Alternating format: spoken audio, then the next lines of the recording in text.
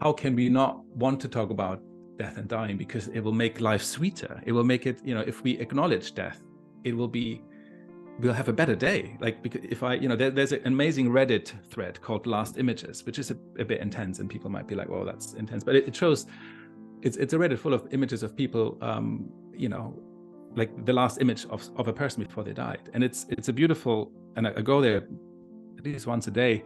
It's a beautiful reminder that we are all mortal, and all of these beautiful people had pictures taken before something happened, and they either an accident or they had a disease or something else. But it's about celebration of life. But that only works very well if you acknowledge that it's going to be over.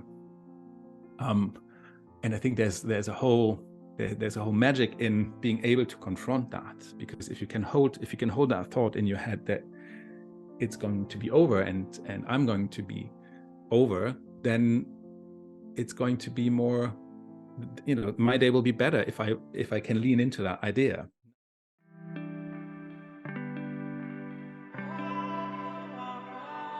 So today we have on the show Felix Koch, who runs a really interesting business called Within. It's around mental health in the workplace, having group therapy in the workplace to overcome things like loneliness, which are things that happen in the workplace now we're working remotely.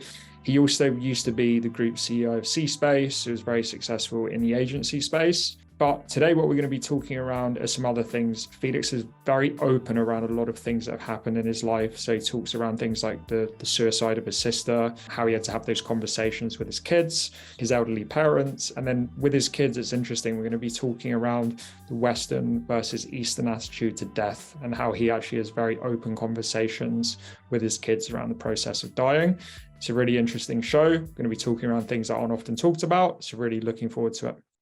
So Felix is someone that contacted me on LinkedIn a while back around this amazing thing he's got called Workshop Your Life, which is assessing your year. It's kind of a very detailed New Year's resolution and looking back at what you've done and how you can improve it. We'll talk about that later. Felix posts some amazing content on LinkedIn that I think is very relevant to the show around like how can we be better parents, sons, brothers, sisters, friends.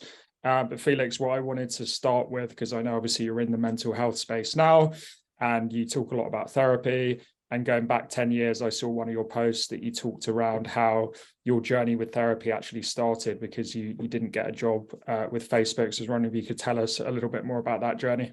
Yeah. Thanks, Mikey. Thanks for having me on this podcast. Really, looking forward to the conversation. This Facebook gig. I think what happened is I was in London. I had moved to London with my partner and had a good job and enjoyed that. But I always had this sense of, am I not going to be good enough for a Google or a Facebook? I always had this ambition that, I must work there. I had a couple of friends who worked at these places, and I felt at the time that this is the aspirational thing to do. And in the end, if you are a strategic mind and if you work in media, at some point you have to join these businesses, because then you can say you've been there and you've done it. So I always had that kind of on the back of my mind. And I had an opportunity to interview, and that was for a London role. It was called a creative strategist. That was over 10 years now. And 4 or 5 rounds of interviews. You had to prepare a task, different interview panels, and I went through the different kind of stages. And in the end, I just didn't get the job. And I remember cycling back from central London back to Hackney and just coming home.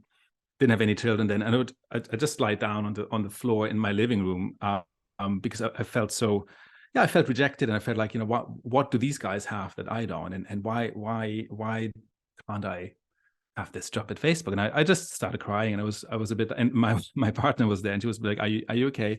And I clearly wasn't, because I felt this sense of rejection. It's like, what is it about me that can't have this job, and what is it about me that so badly wants this job?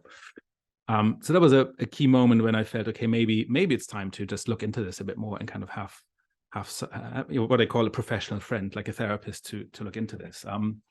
And luckily, I had a couple of male role models in my life who had normalized this idea of going to therapy before. So there's a gentleman called Roy Langmaid, who was a founder of the business I first worked in called Promise. He's a therapist and also has seen a therapist for a very long time. My boss at the time had the same kind of situation going on. So, and my brother is a therapist too. So I was like surrounded by guys who's like, oh, this is normal, just go, and it's great.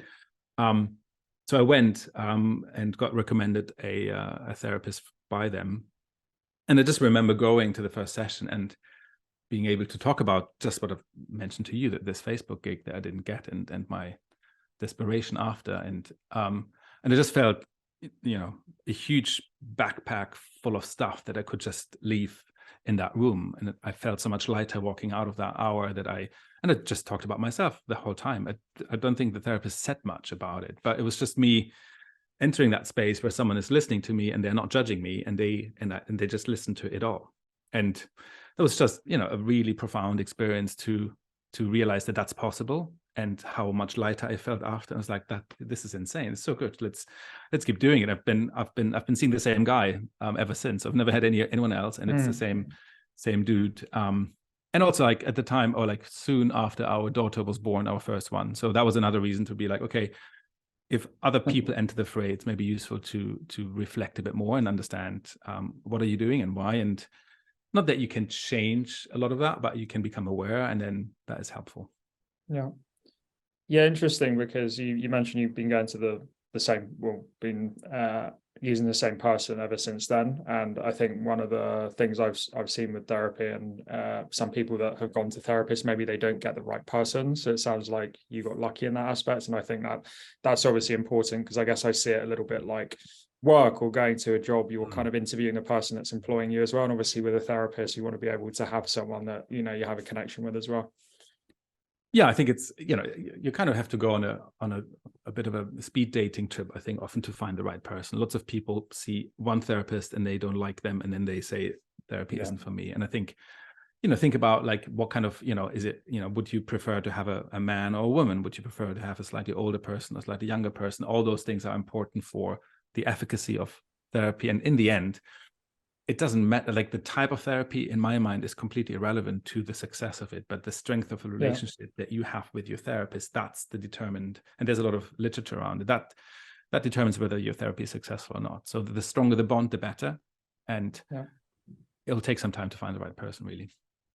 One of the things we talk a lot about on the show is often the low moments we have in our lives like lead to the most growth. So obviously you mentioned you kind of felt rejected, felt low after you didn't get this gig at Facebook. But then after that, you created this very successful agency, right? So do you feel like that moment, that Facebook moment, and obviously I'm sure you talked about this with your therapist, that was actually, key and a pivotal moment in terms of your growth and then setting up your agency? Yeah, maybe, it would be nice from a storytelling point of view if it was that neat.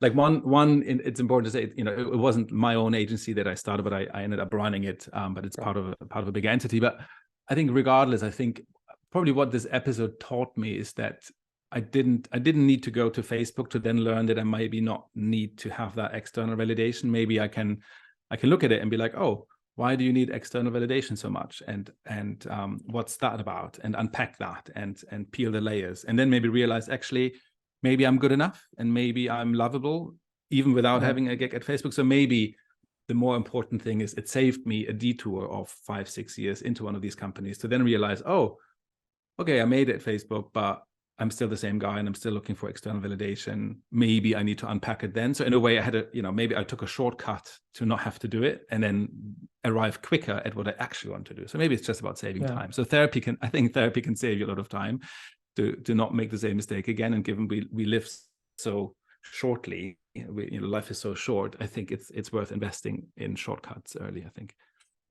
You mentioned the external validation, which I thought was interesting. And I think this is a very big topic in the world we live in at the moment, like social media and like postings, you can get likes and, essentially really being validated externally. I don't think everyone uses social media in that way, but the platforms are kind of run like that in a sense. Yeah. So how did you deal with that? How did you overcome, that feeling of external validation? I don't think I've overcome it. We are social beings, so we always need to relate to others, and it's important that we are seen and liked by people that we care about. But I guess the interesting thing was like, do I need to be validated by Facebook? Do I need to, what is it about Facebook that makes me think it's so great? And why does it have to be that organization? And what does it signify for me? Is it status? Is it because it's difficult to get in? Is it because it's a tech company that's growing fast? Like what are the elements of the thing that I wanted? And what elements of that can I recreate in other ways and in more healthy ways maybe? And maybe can I accept quicker that I'm okay, even without that job. I'm worthy of stuff, of love, or of being around and being liked. I think that's kind of what this conversation with my therapist helped me understand. Yeah, I like what you said as well. It's not overcoming it. So what would you say is a better word, like dealing with it, accepting it, or managing it and managing it, understanding what element of external validation neediness is too much and a bit burdening other people.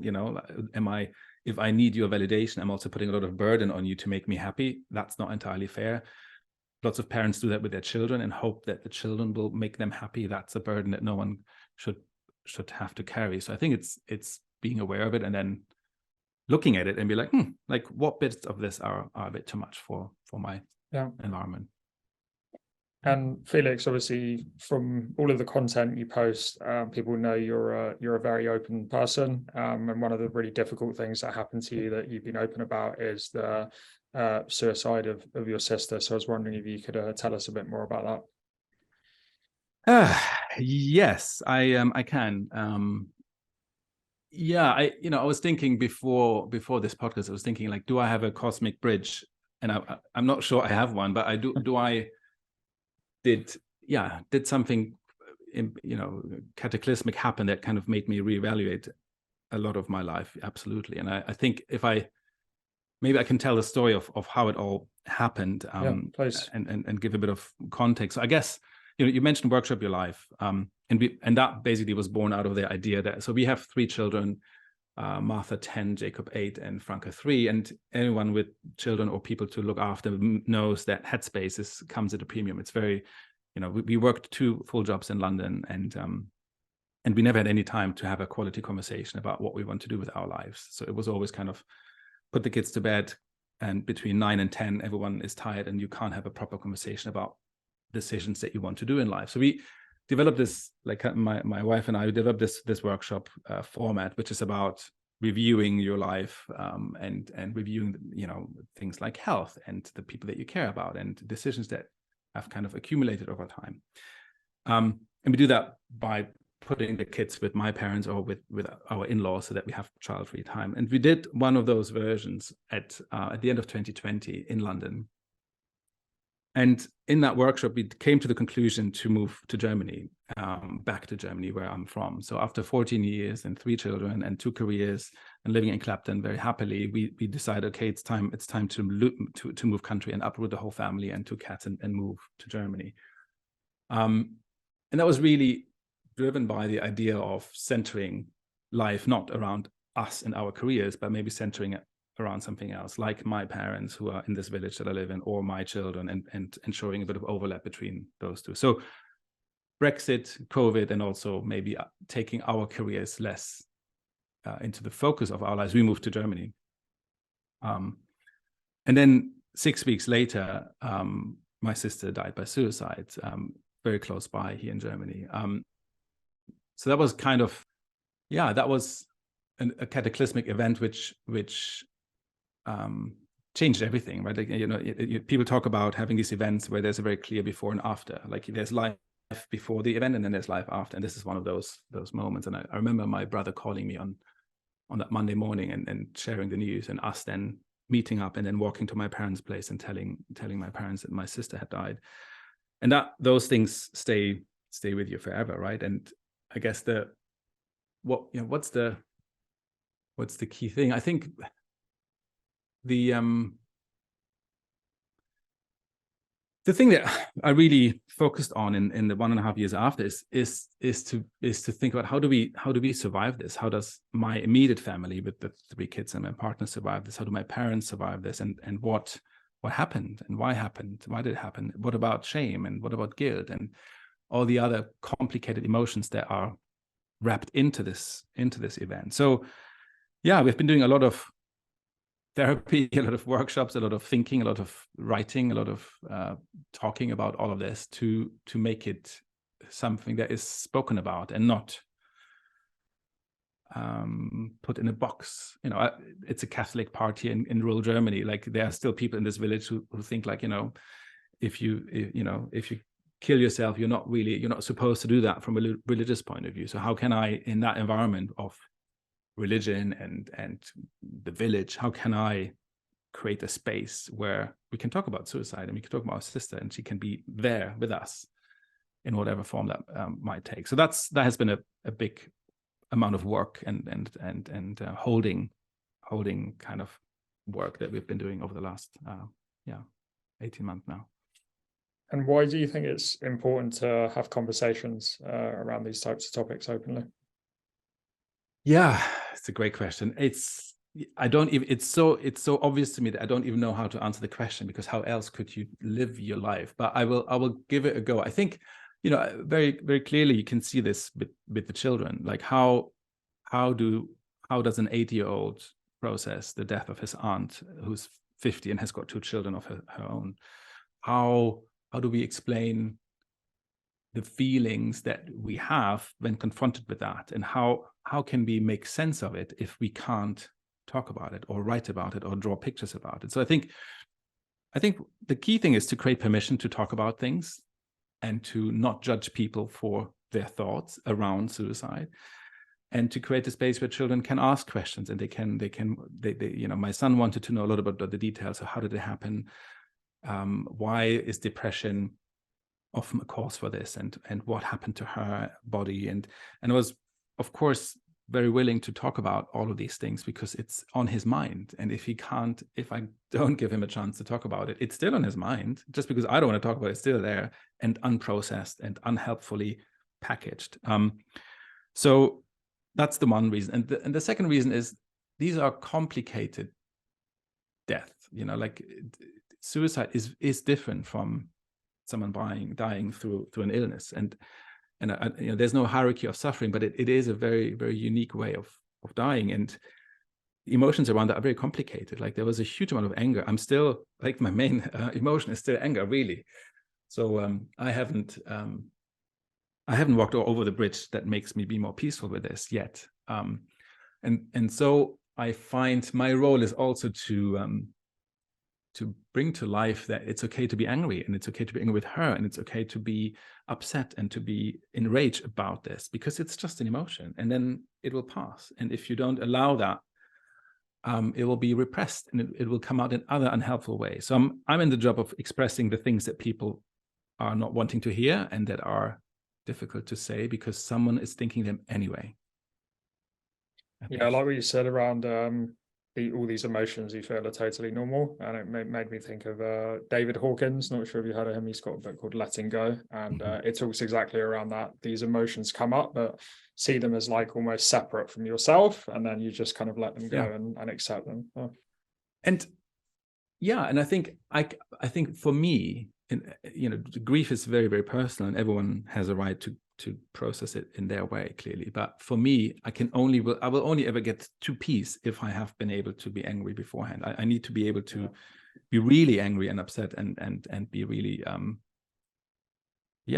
still, you know, like, it's like an atomic bomb went off in my neighborhood, and everywhere is radioactive dust radiating at night, glowing at night, because of the suicide that is permeating everything. So there's I've got some anger to process, and then, you know, I, for example, I don't have an image of my sister in my house. I can't stand having to see her. I find a picture of her at the moment offensive, and I'm sure if I do more therapy and if I do more looking for it, eventually I'll be able to do that and process that and be kinder to her and to me. But that will take some time, I think. So one of the things we talked about previously, because you wrote about this and I really liked it, was you had conversations with your children about like the process of dying, right? And I related to it because I've been reading a lot of material around how, like, in more Eastern cultures, this is kind of a very normal conversation. We're all going to die at some point. It's a totally natural part of life and kind of preparing for it. But in the West, it's almost like a bit of a taboo topic that we don't talk about. And especially like with our children. So obviously you mentioned that you've had a very open conversation about what happened to your sister, but then you wrote a post also around, you know, obviously your parents are elderly as well, and that's going to happen, and they're going to die, and you're going to die, right? So preparing them for this journey. So I was wondering if you could tell us a little bit more about that. Yeah, two things. One, I think, and you might have seen this, but this is a great book about this whole topic, and you might have heard about it, Being Mortal, and it talks about the West and the East and how we deal with death and dying and the end of life. So I recommend having a look at that, because it's really a powerful contrast of how India might deal with this versus how the US culturally might deal with this. And that, you know, there's a lot of cosmic bridges going on there. Nice. I think I keep thinking, you know, of course I'm doing a mental health startup right now, but the next one that I would like to do is a business about death, and that's of course the least attractive business to ever want to start. But how can we not want to talk about death and dying? Because it will make life sweeter. It will make it, you know, if we acknowledge death, we'll have a better day. Like, because if there's an amazing Reddit thread called Last Images, which is a bit intense, and people might be like, well, that's intense, but it shows, it's a Reddit full of images of people, you know, like the last image of a person before they died. And it's a beautiful, and I go there at least once a day. It's a beautiful reminder that we are all mortal, and all of these beautiful people had pictures taken before something happened, and they either you know, an accident or they a disease or something else. But it's about celebration of life, but that only works very well if you acknowledge that it's going to be over. And I think there's a whole magic in being able to confront that, because if you can hold that thought in your head that it's going to be over and I'm going to be over, then it's going to be more, you know, my day will be better if I can lean into that idea. Now, how do you do that in an age-appropriate way with children? Of course, you do that, you know, with the 5-year-old, you do that in a different way versus a 10-year-old. But I think children have a very intuitive understanding of death and dying, and they must be confused that we never talk about it. They must be thinking, it's, you know, why is it a taboo? Does it mean it's a bad thing? So we just teach them to avoid it and to not lean into that. And that's, I think, something we need to work on. And if we face our own death, then we probably can talk more about it with our children. Yeah, 100%. And how did those, because obviously you talked about this, but how did those conversations go? Did your children like react differently to how you're expecting? Or I think it's, you know, because I've got 3 kids in different age groups, it's very it's a very colorful conversation. So the 3-year-old remembers very well the moment when my sister died, and I cried a lot, and she always kind of says, Rika is tot, and Dad, you cried a lot, right? So that's her main memory of that happening, and she doesn't have a strong memory of my sister anymore. My Jacob has a more technical view of this. So you know, what's the difference between sleeping and coma and death, and why can you sometimes reverse coma and sometimes you can't, and why can't you reverse death? And so he's got a more scientific view of this, and also is terrified of me dying before him. So his solution to all of this, we need to die at the same time, all 5 of us. So that's his hack, is to kind of deal with death and dying. He's like, can we just all die together so that no one is left alone? Which is a very human and very sweet fantasy, right? Like, because then literally it's all good. You know, depending on what you believe, it's all good then. And my firstborn daughter is a bit more,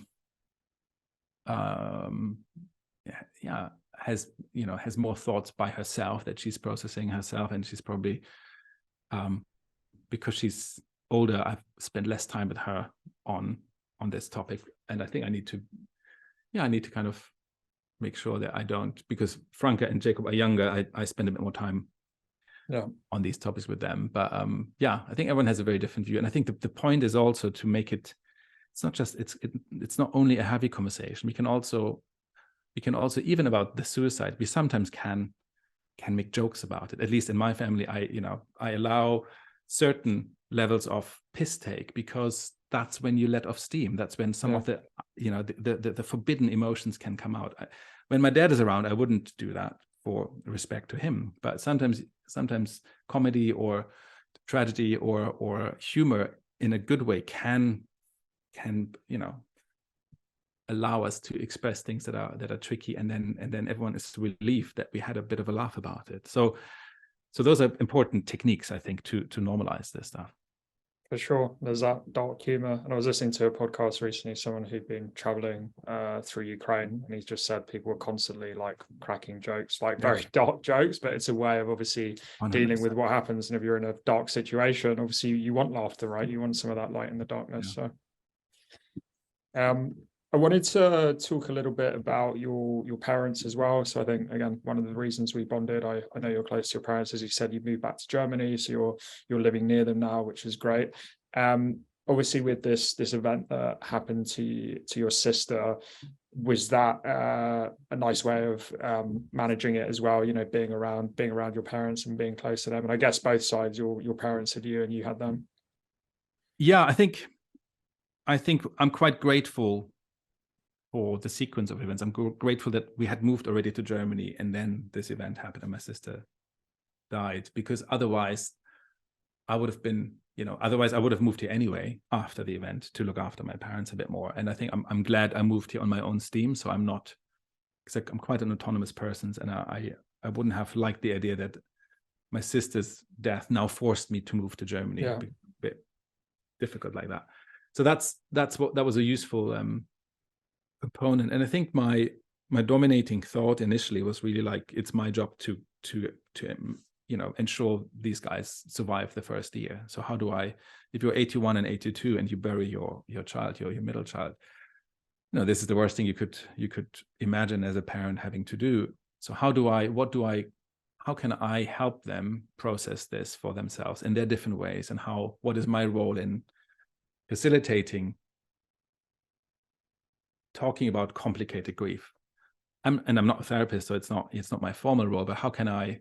So I took my parents individually, separately, to a self-help group that existed in the city nearby, where they could meet other family members who had lost a family member through suicide. And it was quite powerful for them to see that other people have a similar problem, and other parents have lost their children, and everyone is as shocked and flabbergasted as they were. So that helped to create a space to talk about it. My dad has a very different way of processing this stuff versus my mom.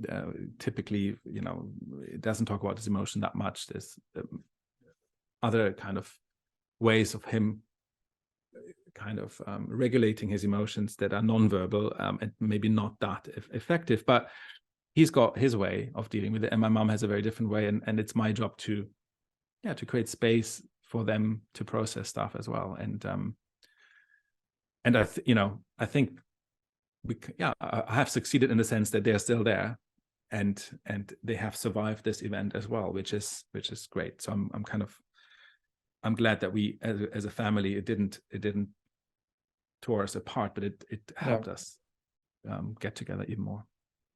Yeah, and again, often that happens. It can be those dark moments that unite families together. And I wanted to talk about your dad, actually, because again, you wrote something around some of the things he inspired you with. One was ritual, and one that I really liked was around like not gossiping behind people's backs and talking badly behind people's backs. And one of the things I kind of don't like around this era we live in with social media is there's a lot of like backstabbing against like families, friends. And I thought that was like quite dignified, but almost some may see it as like a little more like old school point of view. But how has that, value from your dad affected you in your life?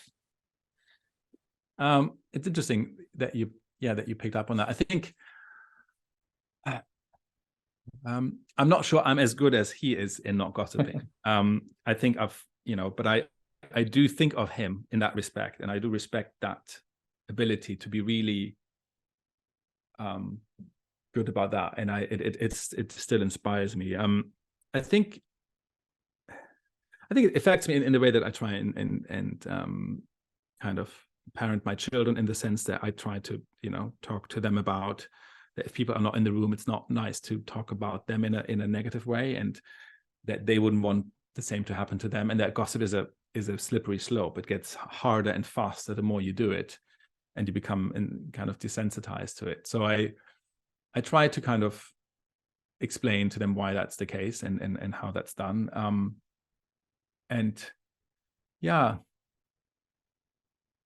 I think often at the heart of gossip is also maybe an unprocessed emotion, either being jealous or being proud or being angry or being secretly having emotions in secret. And I think sometimes it would be better to find the right way to kind of express that in a more productive way. Not sometimes that might be telling the person directly what happened and how it made you feel, and sometimes it might be facing your own emotions and whether some of them are actually not fair and shouldn't be there, and you should kind of ask yourself why you feel the need to gossip right now.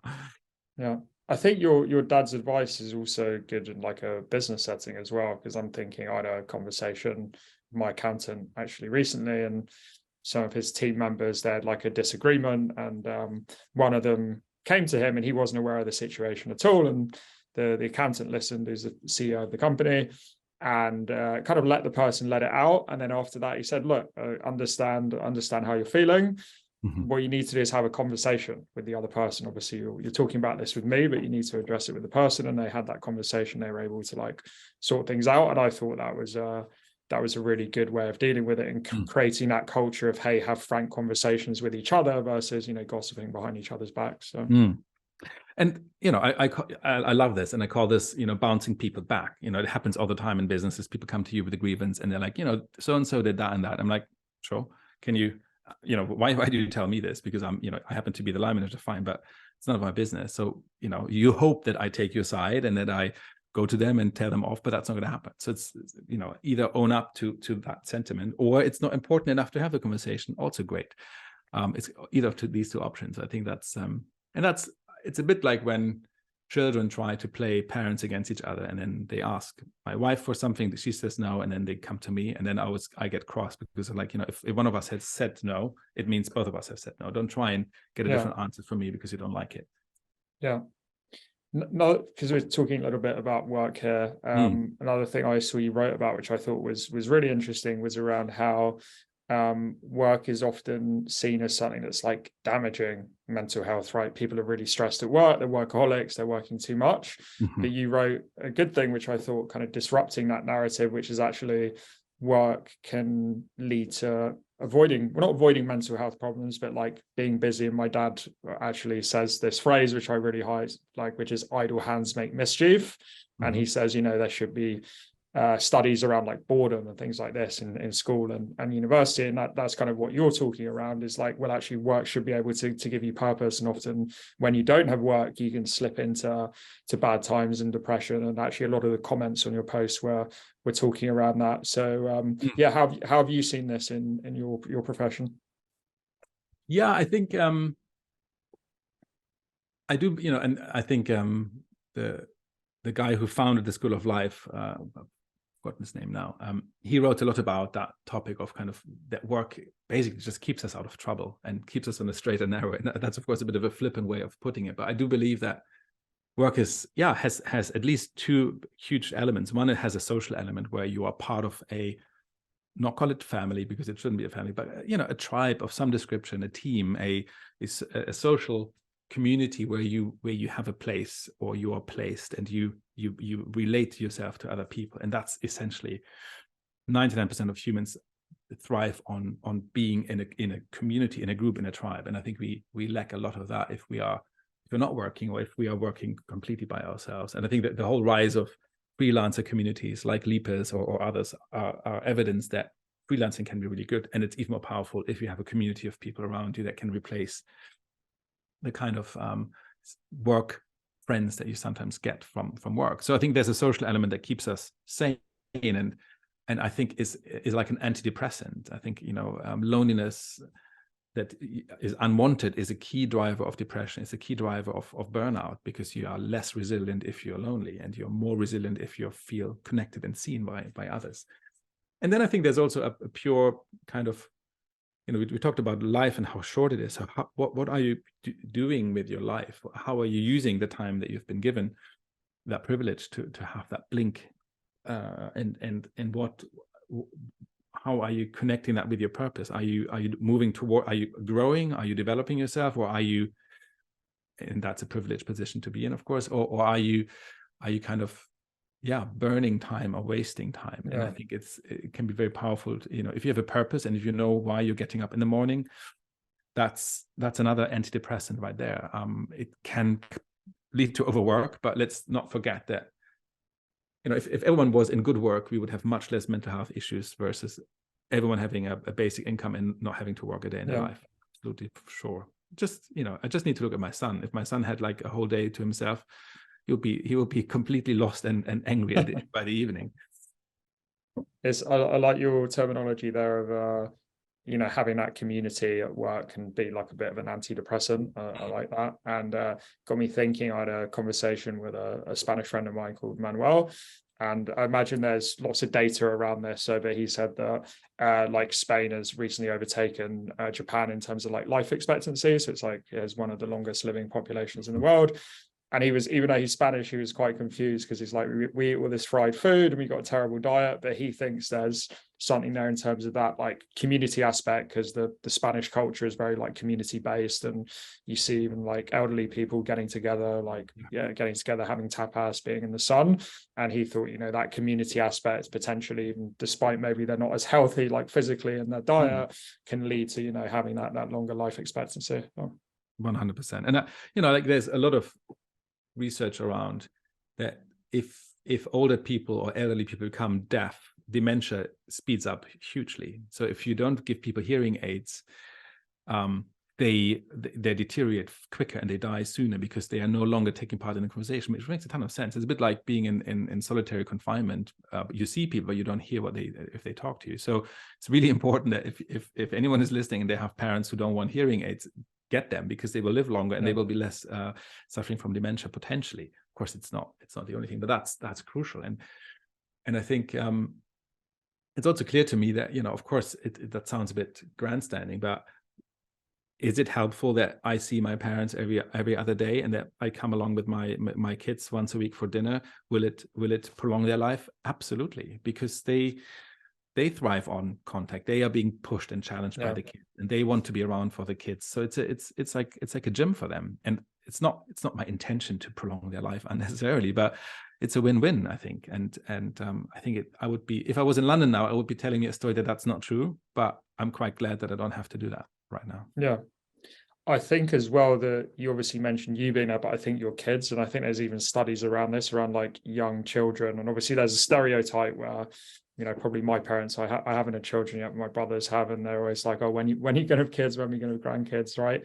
But there's actually like an element to it of not just they want it from an emotional level, but younger children can give like grandparents and older people like a new lease of life. And I don't have the data on me, but I think there's actually studies that are done around that leads to longer life expectancy as well. Yeah. And as long as there's no pressure that, you get a lot of narratives around like folks putting pressure on their daughters to kind of, when are you going to be pregnant? Yeah. I don't think everyone has to be pregnant at all. Like if people choose not to have children, that's amazingly perfectly fine. So as long as everyone can keep check of their emotions and needs and demands, I think it's fine. It makes sense. So we were talking a little bit around like mental health in the workplace, and I think loneliness in the workplace is a bigger thing than ever because of the work from home culture. And I'm a big advocate of remote work, but I think the best model is hybrid because of what we were talking around with community. But I think even if you're the most hardcore remote worker, there's definitely some negative aspects in terms of like not being around colleagues, etc., in the office. So I think this whole topic of like loneliness in the workplace is a big thing at the moment. And I thought we could talk a little bit around what you're currently doing in your new company, because I know you've set it up recently, and it's actually fascinating. So I was wondering if you could talk through some of the work you're doing with like mental health in the workplace. Yeah, absolutely. So I guess the underlying belief that we have, and that I've had even a long time before I started this business, is that relationships are the source of results. So if you have strong relationships at home, if you've got strong relationships at work or with your friends, those will be the foundation of whatever results you want to have, whether that's a happy family, whether that's a sound business that's growing, or whether that's a high-performing team. It starts with the strength of the relationship. And I think what we have seen is, so we've kind of come across a methodology that is very, very powerful in creating less depression, creating a higher sense of well-being and a higher sense of kind of pride and connection amongst people. It's a methodology that was developed by a psychotherapist called Nikki Forsyth. And she has been the CEO of a social enterprise that's called Talk for Health. And they've been going for over 10 years to do exactly that, to kind of go into the community and teach lay people the fundamentals of therapeutic talking and listening. So people like you and me, you would be taught in a 4-day program, you would be taught how to listen well to someone without judging them, without interrupting them, without hijacking their story, and how to respond to someone's share in a way that makes them feel seen and heard and witnessed. And that's a very reciprocal way. So you both get to share and you both get to kind of be listened to. And the data that she's gathered for the NHS, because that's who she's doing it for, is overwhelmingly positive, that you create a very strong connections by doing that methodology, and you lift signs of depression and you get a more healthy cohort because of people feeling less lonely. So you have a method that creates lots of connections and relationships with people, and turns out that's very, very healthy for people from a mental health point of view. Now, she's been doing that work in the community for a long time, and we have come across that while I was still at my previous company, C-Space. And we've done a pilot with that method. So we've taken 50 employees at C-Space through that method, both US and UK employees, to teach them this methodology and then to kind of ensure they keep doing it. So in groups of 3s, after that, they will meet once a week or every 2 weeks to kind of keep doing the thing, which is basically a form of peer group therapy. And again, the numbers were really strong. We had less attrition in the group of people who took part in it. And attrition was really a big problem in the office that I was running. We have higher sense of engagement, higher sense of pride or wanting to work for this business. So that was just a very profound experience where all the things we have been talking about, truthful talking, understanding your emotions, not putting them under the carpet, but actually allowing them to be, not judging them, all of these principles really work. So we decided to kind of take that method and take it to the corporate world. So we are kind of 2 months in now to take the method that we know is working and try and go into workplaces and say, actually, if your team is low engaged or has a transactional relationship at work, or you hire a bunch of people and they don't trust the organization, here's a method that is tried and tested that actually builds connection. And guess what? That is good for the business because people care more about the business and they care more about each other, and that's good for us humans. So that's in a nutshell, the idea. And yeah, it's a fascinating world to enter. And start a business in a field that isn't mine. I come from insight and research innovation, so this is a new kind of era for me. You mentioned something there, term I liked, transactional relationships, and I was kind of relating to this myself because I run a sales training business. I think sometimes with our clients, the actual salespeople, maybe the head of sales, chief revenue officer, or whatever, has said, "Hey, you got to do this training," and sometimes the salespeople we train don't see it as an investment in them to like help them get better, because maybe they have that more transactional relationship with I just turn up and get my paycheck and do my job, versus like I'm here to learn, like you were saying, and get better. So I was wondering, with this work you're doing, how does that help with people who are seeing work as more of a transactional relationship? I think first I have to say that it's fine. That, I think, first of all, the idea that work is fulfilling and you have a higher purpose is a modern invention. And, for hundreds of years, work was just shit, and that's fine. So I'm not saying, work needs to make you happy. And, this is, if work doesn't make you happy, you've kind of done it wrong. Very often it's fine to have a good pragmatic relationship to work, so you don't overinvest and then you don't feel they are taking the piss. So work is still work, and you shouldn't over invest in it and then feel sorry for yourself. So that's a preamble. But I do believe that we have seen a huge increase of people looking at work in a very transactional way. So I had at Swiss, I had people who kind of joined the business remotely and they left it remotely and handed the notice in kind of by a text after 6 months, which has never happened before in the history of the company. And it's kind of, if you've never met someone in real life, and it's much easier to kind of break up with them and to kind of just make it very, very superficial. Now, how does the methodology that we use prevent that? I think what happens is that people, of course, initially people are skeptical because they're cynical and they're like, oh, yet another training. It's not going to work. I'm just going to rock up and see what happens.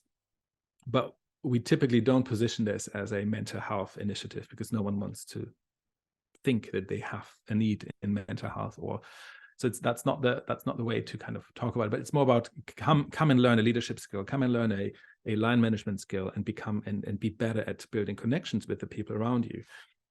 And what people then realize is that once they have taken part in the initial parts of the training, that it works very, very quickly. So even in day one, people will have formed relationships that are quite strong, and they will have a sense of, oh, I've been real with these people, and they have seen me, and that was safe. It was a safe environment to do that, and that feeling was remarkable. So it kind of makes sense for people to continue into, and they don't have to stay at the business forever, of course, but they will care more about that cohort of people after that. And we even have people who have left their business and that they're still meeting in the groups of 3 because they have continued that practice of talking and speaking and found that a really powerful way to ward them against everyday life and the stresses of it. Nice, very cool. Well, yeah, we'll put some more information around some of the work you're doing in your business in the show notes. Just wanted to ask you one last question. As we talked about at the start, we kind of met because of this workshop your life exercise that you sent me, and I found brilliant. I've done it 2 years in a row now with my partner Anna, and I like your story around how this was created as a way for you and your wife to get away from the children, have your own space, reflect on the year. But for those who haven't done it, I was wondering if you could walk through quickly. I know it's quite a big exercise. It'd be tough to do it in like 1 or 2 minutes, but like, how does the exercise work? Because I actually think this is a really powerful thing for anyone to do. Yeah, no, thank you. I think I'll just kind of I think the key ingredient for this to work is that you need to have quality time. That's pretty all the ingredient. If you don't like post-it notes, if you don't like Sharpies, that's all fine. But I think if you have some undisturbed time where you have slept well, you have eaten well, you've done some exercise maybe, and you just have like 4 or 5 hours ahead of you, it's really powerful to kind of use that time to reflect and to select, so where are we in our lives? What do we want to achieve? And I think like if we talk about reviewing the year, a very powerful exercise that I do every year is literally just go through my phone. I take a lot of photos on my phone, and then in December when we do our review, our live, I just literally go through. It will take an hour or so. I'll go through all the pictures that I've taken, and I do take pictures not just of the good stuff. I also take pictures of the both intense stuff, and then it gives me a really powerful visual tapestry of what were the high moments of my year, what were the low moments, what was really difficult, what was kind of something that I don't want to experience again. And you can map it then, if you wanted to. You can map it on the timeline, and you can see what are the commonalities of the high points. And it's always the same. It's kind of spending time with friends, spending time with family, quality time, being outside, going to that concert that you wanted to go to, and going for experiences.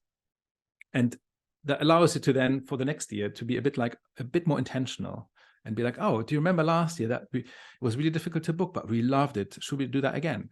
Or what did the kids really like? What was really difficult? What should we not? And it really allows you to have another year, but just 10% better, because you're on a slightly, you repeat some of the stuff, but you're in a slightly higher plane in a way.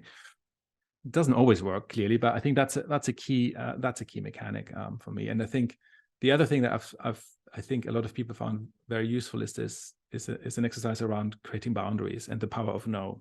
Yeah. I, by birth, have never had an issue with boundaries. I find it very easy to say that. My shrink calls it a healthy ruthlessness. It's not difficult for me to look after myself or to say, I need this for myself. I need time for this. But a lot of people find it difficult to kind of know what you want and then defend your boundaries against all the other needs that are coming in from children and parents and all that kind of stuff. So what is, a good exercise anyone can do today is to answer the question, like, looking back at the last year, what were moments when you said yes, but actually deep down you didn't want to say yes? You felt a no, but you didn't, because you wanted to be polite, or a good son, or a good husband, or a good wife, or a good daughter, all the kind of nonsense that we do for other people. And imagine a couple of situations where coming to a no and protecting your needs would actually be better for you and for everyone around you in the long run. And just make a mental image of these 2-3 situations. And when the time comes to say no, just try and try it on for size and see whether it works. It will frustrate people, but there's a beautiful, like this is the last point, there's a beautiful concept called negative capacity. And it basically means you are okay to not be liked by someone in that moment without having to retaliate or without having to defend what you do. You just say, okay, I need this for myself. My children are angry with me and they're like, Dad, you're selfish.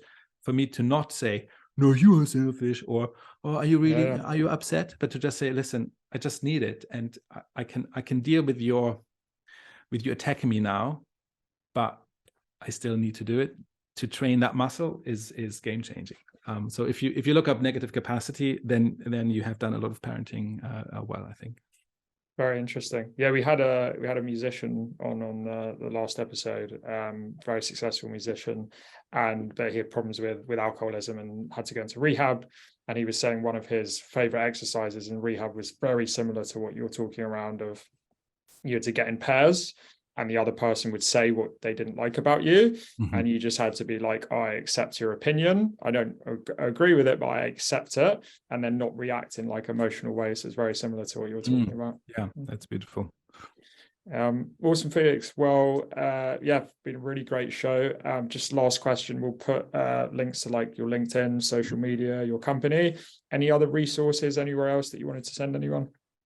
No, I think that's it really. And just really a big thank you to you, Mikey, for having me on the podcast. I think it's a beautiful idea to be in sales, but then to be interested in things that are not traditionally attached to sales, but to kind of spiritual and kind of emotional and psychological things. So I think it's a powerful idea, and I'm looking forward to all the future episodes that you will do with other folks. Really excited. Really appreciate that. Cheers. So I think my two main takeaways are about having open conversations, and that's with your children, with your family. Obviously, Felix went through this tragic event with the suicide of his sister. It's actually brought the family together because they've had these really open, frank conversations related to things like death in itself, and obviously his kids' awareness of, dying is going to happen in life, and he was able to tackle that head on. I also liked, going back to that subject of fear, not being scared of your emotions. Emotions are totally normal. He talked about the anger he still feels to this day about what happened with his sister. It's recognizing that and letting it go. Great book I recommend to read on that subject is Letting Go by David Hawkins, and talks around all these emotions that it's totally natural to feel, but when you feel them, just let them go. If you like the episode, please share it with a friend, maybe someone who's going through a tough time, maybe who's going through grief, and I think there was some good tactics for that. Please subscribe to us across podcast platforms and on YouTube, and we'll see you next week.